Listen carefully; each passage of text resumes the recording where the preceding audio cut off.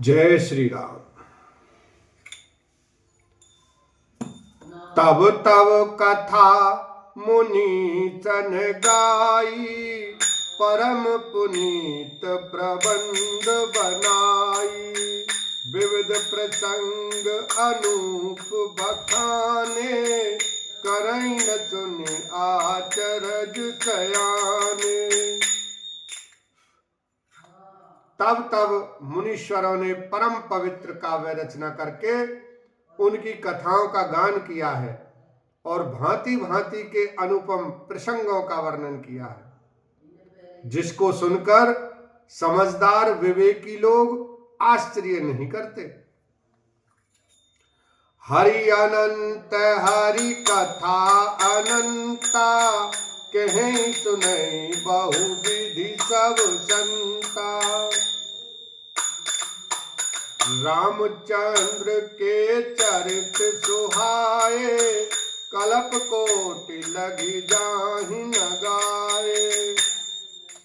श्री हरि अनंत हैं, उनका कोई पार नहीं पा सकता और उनकी कथा भी अनंत है।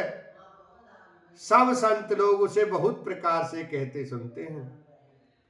श्री रामचंद्र जी के सुंदर चरित्र करोड़ कल्पों में भी गाए नहीं जा सकते। यह प्रसंग में कहा भवानी, हरि माया मोहि मुनि ज्ञानी। प्रभु कौतुकी प्रणत हितकारी, सेवत सुलभ सकल दुखकारी।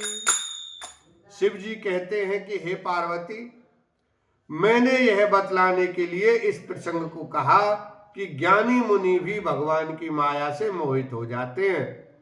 प्रभु कौतुकी लीलामय हैं और शरणागत का हित करने वाले हैं।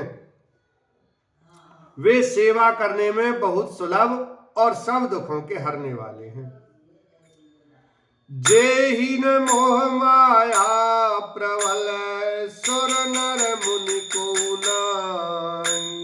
भजिए महामाया पति, अस विचार मन माहि। लखन सिया राम, जय जय राम।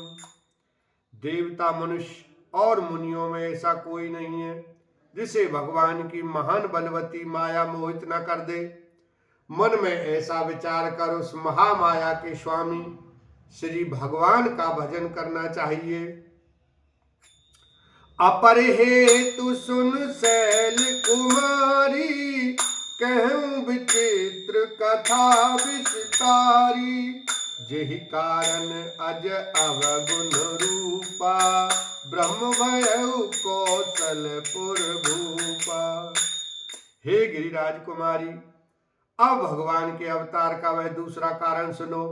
मैं उसकी विचित्र कथा विस्तार करके कहता हूं, जिस कारण से जन्म रहित निर्गुण और रूप रहित अव्यक्त सच्चिदानंद घन ब्रह्म अयोध्यापुरी के राजा हुए।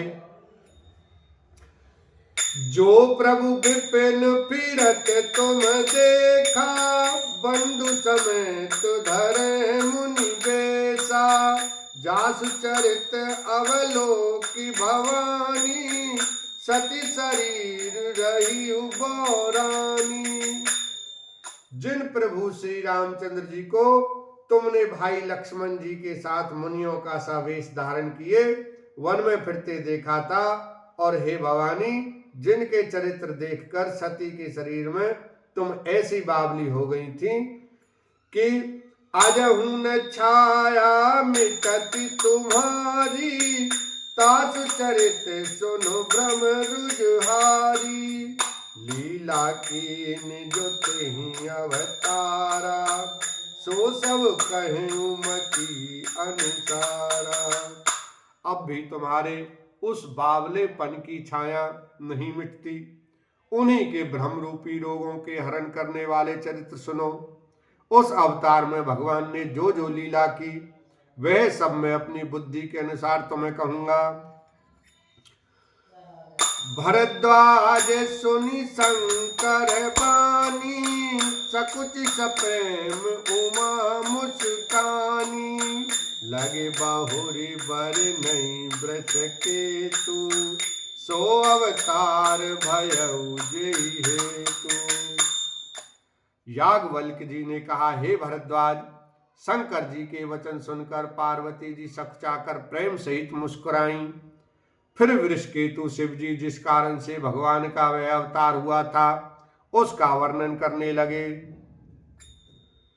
सो में तुम सन कहे सब, सुन मुनीच मन लाए।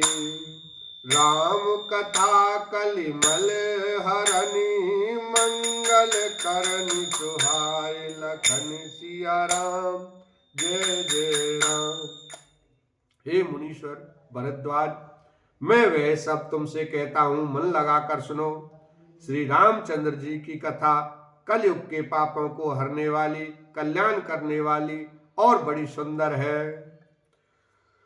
स्वयंभू मनु अरु सतरूपा, जिनते भय नर सृष्टि अनूपा। दंपति धर्म आचरण नीका, अजहु गाव श्रुति जिनके लीका। स्वयंभू मनु और उनकी पत्नी शतरूपा, जिनसे मनुष्यों की यह अनुपम सृष्टि हुई। इन दोनों पति पत्नी के धर्म और आचरण बहुत अच्छे थे। आज भी वेद जिनकी मर्यादा का गान करते हैं। नृपोत्तान पाद सुत तासु, ध्रुव हरि भगत भयउ सुत जासु। लघु सुत नाम प्रिय व्रत ताहि, वेद पुराण प्रशंसई गाई। राजा उत्तानपाद उनके पुत्र थे, जिनके पुत्र प्रसिद्ध हरिभक्त ध्रुव जी हुए। उन मनु जी के छोटे लड़के का नाम प्रियव्रत था, जिसकी प्रशंसा वेद और पुराण करते हैं। देवहूति पुनिता सुकुमारी, जो मुनि कर दम कई प्रिय नारी। आदिदेव प्रभु दीन दयाला, जठर धरे जेहि कपिल कृपाला। पुनः देवहूति उनकी कन्या थी, जो करदम मुनि की प्यारी पत्नी हुई और जिन्होंने आदिदेव दीनों पर दया करने वाले समर्थ एवं कृपालु भगवान कपिल को गर्भ में धारण किया। सांख्य शास्त्र जिन प्रगट बखाना, तत्व विचार निपुण भगवाना। तेहि मनुराज कीन बहु काला, प्रभु आयसु सब विधि प्रतिपाला। तत्वों का विचार करने में अत्यंत निपुण जिन कपिल भगवान ने सांख्य शास्त्र का प्रकट रूप में वर्णन किया, उन स्वयंभू मनु जी ने बहुत समय तक राज्य किया और सब प्रकार से भगवान की आज्ञा रूप शास्त्रों की मर्यादा का पालन किया।